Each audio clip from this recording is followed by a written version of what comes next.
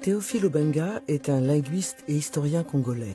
Spécialiste de l'Égypte ancienne, disciple de son illustre collègue sénégalais Cheikh Anta Diop, il est l'un des premiers chercheurs africains à déchiffrer couramment les hiéroglyphes et à maîtriser le copte, dérivé de la langue des pharaons. Il a mis en évidence leur parenté avec plusieurs familles de langues africaines. Le professeur Obenga, désormais installé à Brazzaville, a enseigné les civilisations africaines à San Francisco et dirigé le Centre international des civilisations bantoues, le CICIBA, à Libreville. Mon discours s'adresse à l'Afrique, donc ça peut ne pas plaire aux autres, mais je m'adresse essentiellement aux Africains.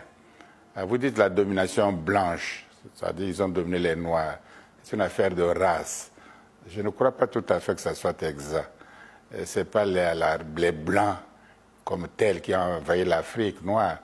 Ce sont les intérêts, les groupes d'intérêts, intérêts d'État, intérêts financiers des groupes, etc. C'est eux qui ont eu intérêt à venir, c'est un système qui a venir coloniser, si vous voulez, l'Afrique.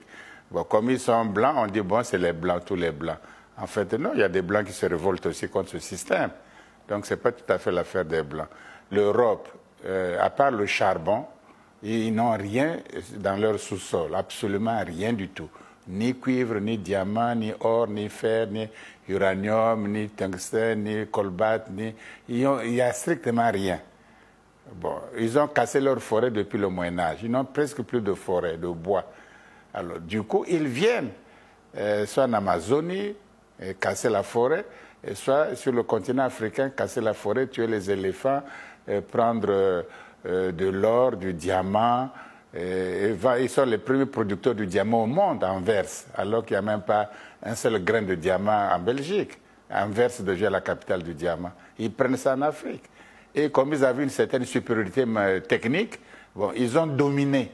Et quand vous subissez ça un siècle entier, si vous ajoutez encore l'apartheid, et avant, il faut ajouter au moins 6 siècles d'esclavage, des millions et des millions, au moins 500 millions d'Africains sont partis en esclavage dans le Nouveau Monde, soi-disant. Alors vous comprenez que l'Afrique était complètement déstructurée, complètement détruite, complètement.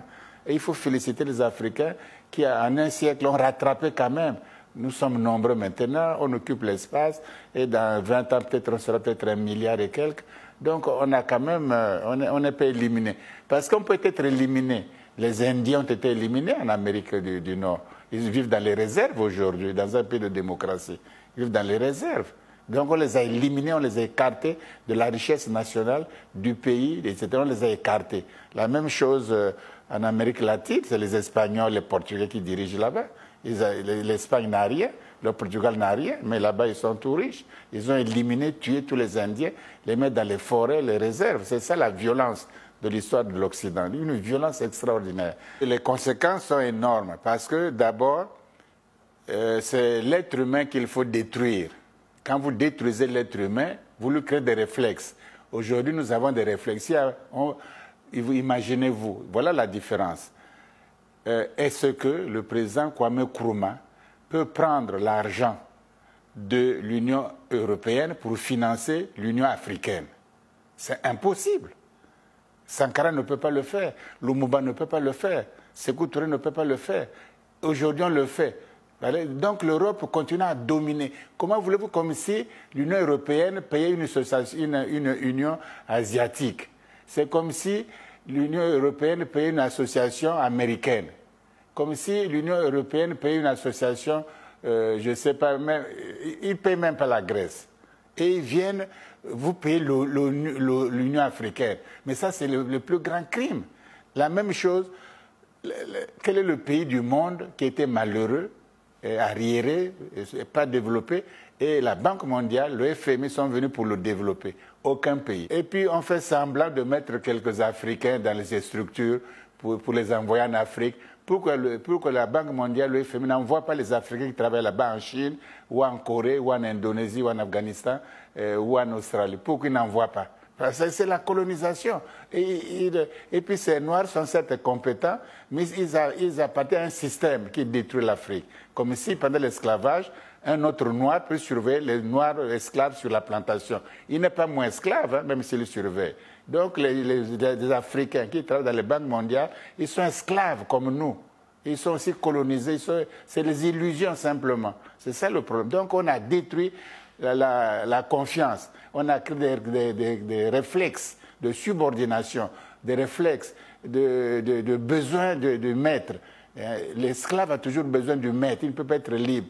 Et on leur donne le pays, ils viennent, on fait les accords, on fait ceci, ils font ce qu'ils font, c'est pire même qu'avant, ils font des programmes d'ajustement structurel, ils viennent dire voilà, on va vous faire vos programmes, on va vous financer, on va vous endetter. C'est comme que les pays ont été d'abord colonisés, voyez-vous, donc quand même esclaves, colonisés, et aujourd'hui, c'est les pays les plus pauvres. Aujourd'hui, tu crois que Kwame Nkrumah serait au pouvoir et il aurait regardé le Mozambique, l'Afrique australe dans l'inondation sans réagir? Le président LCC, il est président de l'Union africaine, il ne réagit pas. Hein? Aucun pays africain ne réagit. Et c'est des 700 000 personnes qui meurent. Et on ne sait pas. Si c'était par exemple aux États-Unis, même les Noirs auraient contribué pour donner l'argent là-bas. Si c'était au Canada, les Noirs auraient contribué pour donner l'argent. Mais leurs propres frères meurent là. Il y a pas de, l'Union africaine ne fait strictement rien du tout de saillant, de visible et d'important. Ils ne se rendent même pas compte là-bas. Quand il y a les petites élections dans un petit pays, l'Union africaine envoie des délégués qui sont souvent corrompus aussi. Mais maintenant, quand il y a l'inondation, des catastrophes comme ça, l'Union africaine n'envoie même personne pour regarder, pour voir. Vous voyez que c'est des structures qui sont manipulées et qui n'ont rien d'africain et qu'il faut souhaiter que ça disparaisse, que d'autres structures, d'autres Africains viennent. Parce qu'il n'y a même pas de patriotisme. Et voilà, le problème, c'est les séquelles. C'est qu'on n'arrive pas à être soi, à avoir confiance en soi. Aujourd'hui, les États-Unis d'Amérique, avant tout le monde, au XVIIIe siècle, ils ont vu clair, les dirigeants là-bas. Ils ont saisi, ils ont eu un idéal. Il faut faire un État fédéral. D'autres ont voulu, d'autres n'ont pas voulu. Ils sont parvenus à faire un État fédéral. Puissance, avant tout le monde. Et ils dominent. Les Chinois, après la longue marche de Mao Tse-tung, quand ils ont installé le Parti communiste en Chine, ils ont un idéal. Il faut un idéal, un grand pays, plusieurs milliards d'habitants. On va faire quoi avec ça?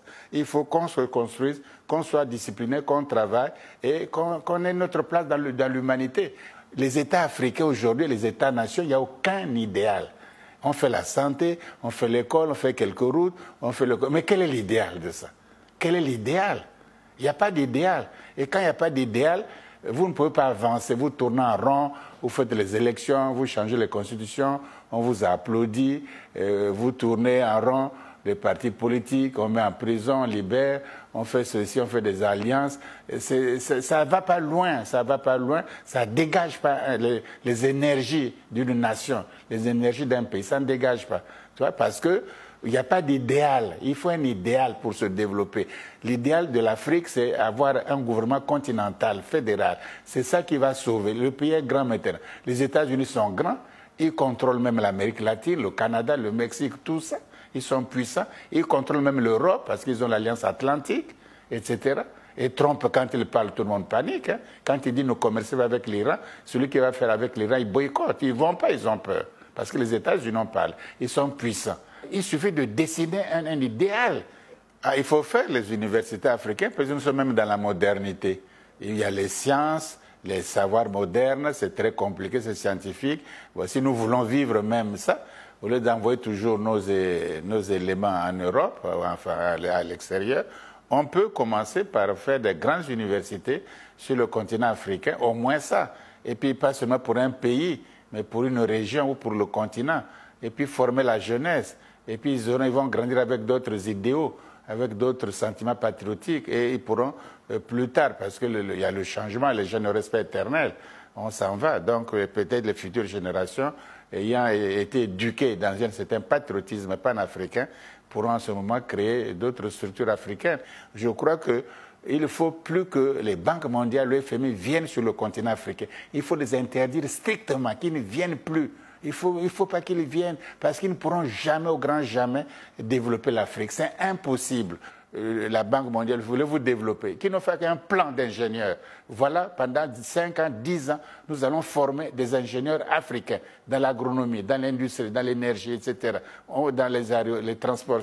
On va former les ingénieurs africains. Voilà un plan qu'il faut faire. Mais il vous parle des problèmes d'ajustement structurel. Il ne faut pas augmenter les salaires, il faut pas faire les écoles, il ne faut pas faire les hôpitaux. Tu as déjà vu le FMI parler de l'école ici en Afrique? Ils n'aiment pas ça.